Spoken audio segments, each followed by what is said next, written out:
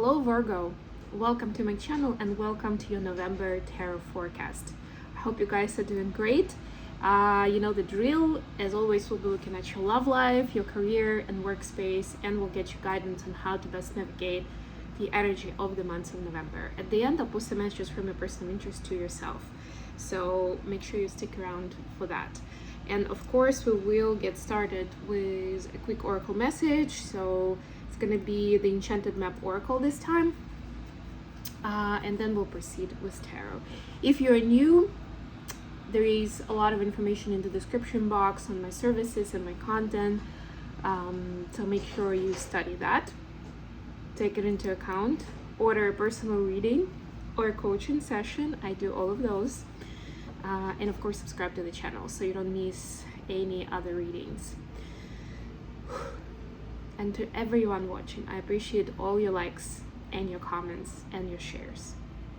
All right, this is officially my third time trying to record Virgo reading.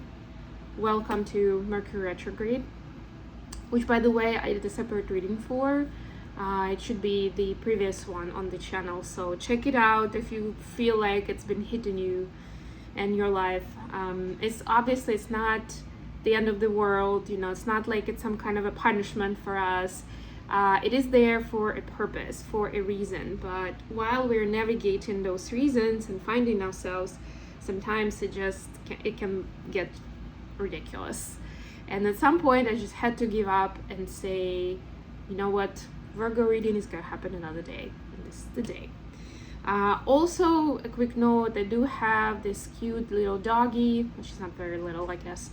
I have a dog here, so if you see some movement or noises, it could be her, or it could be a Roomba vacuum that's also somewhere in the house.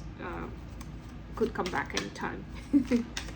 All right, with all that said, let's get started. Let's see what the previous reading that I did for Virgo, but it didn't record properly, actually had a lot to do with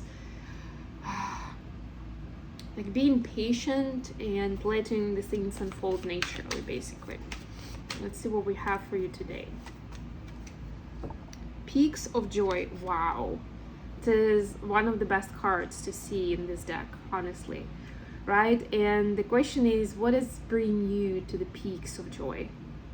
And yes, take it however it resonates. It can be naughty, it can be spiritual, it can be anything in between. Maybe when you're walking your dog, you have your peaks of joy. When you play together in the park, when your dog chases a ball and brings it back, maybe that's it. Maybe when you are in embrace of your special person, of your partner, right? Whatever that is, it's important to savor those moments, but to create more of them, right? Or be able to go into that space more so that you are in that vibration, right? This peaks of joy is when you are at your highest vibration. And in order for us to manifest new things in life, it's important to be able to be in that space. And by the way, that's one of the reasons that a lot of the spiritual leaders are telling us to, to dream and to have that specific vision of what we want to create. And then, and then at other time, the same people would tell you, well, actually, you can't be too hung up, too fixated on specific expectations and specific outcome. It's like, well, how does that work? You want me to be specific with my goals and dreams and vision, but not to be attached to those outcomes. Like, how does that work? The way it works is that while you're having that vision, while you're dreaming it, your sensations hopefully are engaged as well. It becomes very real, and it gets you into, first of all, and also it gets you into that peaks of joy state. And that's important, because if you're manifesting from a low vibe perspective, you're going to manifest more of low vibe energy, right? That's essentially, you are going to be manifesting, but you don't want to manifest more of misfortune or unhappiness or illness or whatever it could be, God forbid. Okay, let's move to tarot. What do we have for Virgo today? At least I'm doing this inside because it's so freezing cold outside, and it's very windy. So I feel like the season when I was doing my readings outside is pretty much over at this point. Unless anyone wants to see me in my puffer jacket, the winter one, just like doing it. Yes, of course. Let's do the reading now. So your first card in your personal and love space, and generally in the reading, is the Star. This is Aquarius energy. You could be dealing with Aquarius, but also a magical card of like finding your mission and purpose, really. Queen of Cups. You could be dealing with a water sign, Pisces, Cancer, or Scorpio, and you have Two of Swords. I'll speak to all of this in a minute. For your career and workspace, you have Eight of Swords, Death and Rebirth. This is Scorpio energy. And the Devil. Wow, that's a strong combination. This is Capricorn. And then the advice, Two of Pentacles, King of Wands, and Nine of Pentacles. Bottom of that, King of Swords. So we got two kings and a queen here, and they're all of different elements, which is interesting, right? So there could be people around you that have different talents and skills, but what I'm sensing with this is it's important not to spread yourself too thin, like trying to, you know, spend time with all of them. And you know, it might be exciting, it might feel fun, or it might feel like you can learn a lot, but it's important to understand what is it that you're trying to create, or what are you focusing on right now, and you know, narrow down a little bit all your pursuits. So let's see what we have for personal space. The Star, the Queen of Cups, and then suddenly Two of Swords. So there is a doubt somewhere. It's almost like you're playing yourself too small, I'm sensing, Virgo, right? You have all this energy basically bursting out of you and connecting to your higher power, and knowing, like the deeper knowing that there is a lot more to your life than what it is right now. And you want to embrace it personally and maybe even professionally, but this is the personal space, right? Like your relationships definitely could go into a different level and you feel ready for it. I apologize for the change in lighting. It's mostly because the sun keeps going in and out. So, but yeah, whether it's, you know, like there is a lot more depth to life and richness to life, but it's like, you know that it's there, but you're afraid to go for it. Your conscious mind, your brain keeps replaying some kind of a program that this is not for you, or it's not going to happen, or you're never lucky that way, right? Something like that. Like it's difficult to find. That's what I'm hearing too. Like whatever, the love of my life is somewhere, but it's difficult to find. And I mean, by all means, it could mean that you have very high standards and it's really hard for anyone to fit into that template. It's possible, so please review that. But the other part of it that I would suggest here is look into not being too stingy with what you want. It might be that you've connected to a certain vision or certain type of a person, or maybe even a specific person, like a celebrity or a friend, or you know, somebody that you know of, and you're like, that's exactly the person I want to be with. And it's good to have that inspiration that those people actually exist, right? Hopefully they exist. Because I just realized that it could be somebody from like a character from a movie or a book. But don't get too hung up on that specific person and all of the traits of character that they have. And I'm not saying that it's impossible to find somebody else with those traits of characters, but it's possible that for you, for your personality, for your character, you need something else. And I very much like the expression that we have in spiritual circles, that we're often not given what we want, but we're given what we need, right? And if we talk about Twin Flames topic, which for those who are new, I'm also doing readings dedicated to that dynamic. A lot of times, you know, certain aspects of personality in our person could frustrate us, could trigger us. And it's, yes, on the one hand to do more work and, you know, learn from it, but also it's to, like, it's kind of like pushing us to teach us something. And it's uncomfortable. It's some kind of uncomfortable truth that we're supposed to face. That we need somebody to kind of like give us that cold shower or slap on the face or whatever it is. Figuratively speaking, of course.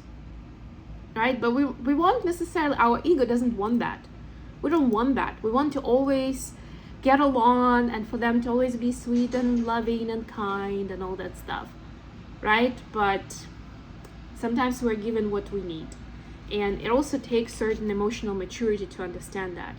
So if a person doesn't fit the mold 100%, give them a chance. Do not narrow down that much that, you know, if at least one thing is not there, you're out. You might be surprised.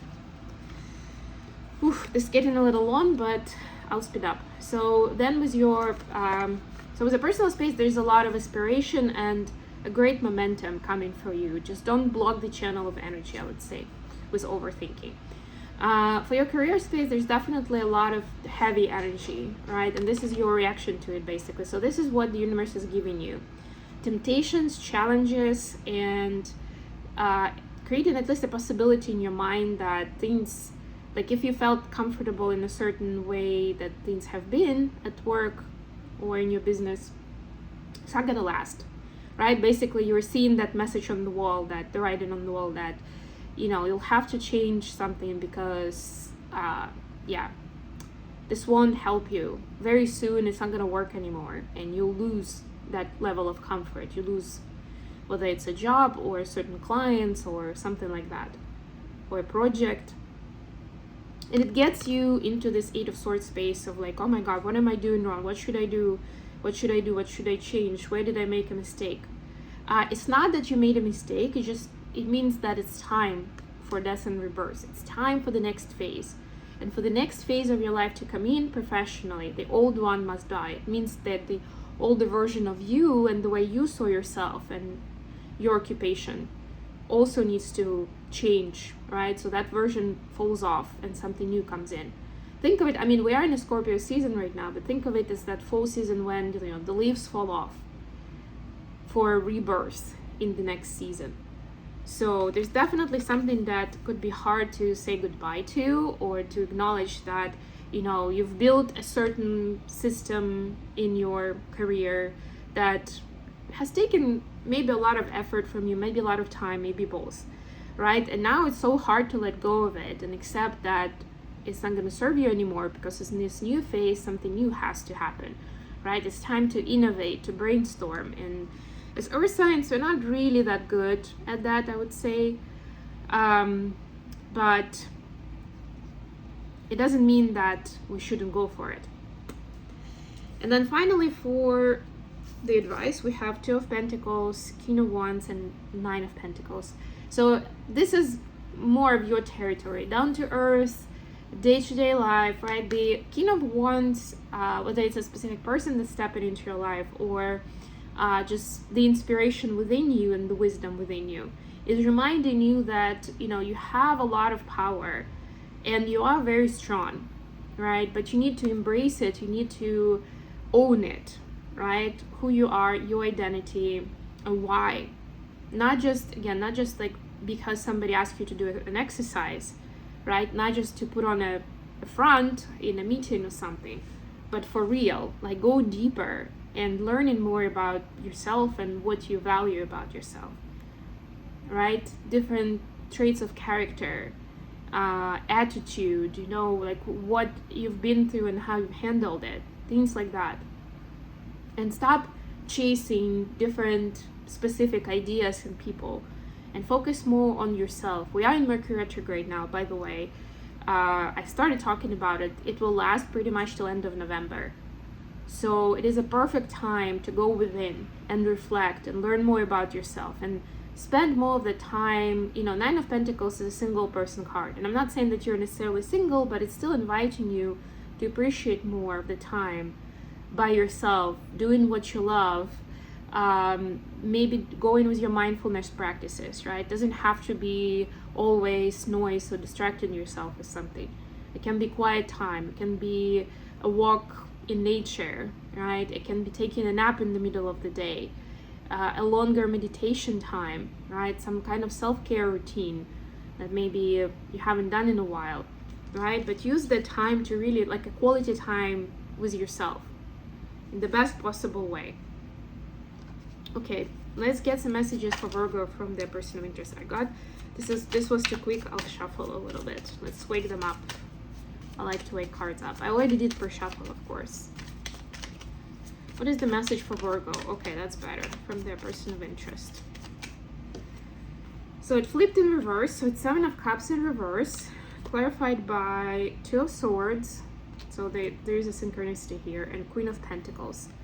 Yeah, so guess what? Your person doesn't want to be looking for someone else anymore, right? They see you as someone who is like a life partner material, right? And, you know, take it how it resonates. Doesn't even have to be female, but it's definitely a spouse material, right? A wife, a husband, a mother, a father, somebody to build home with and build family with.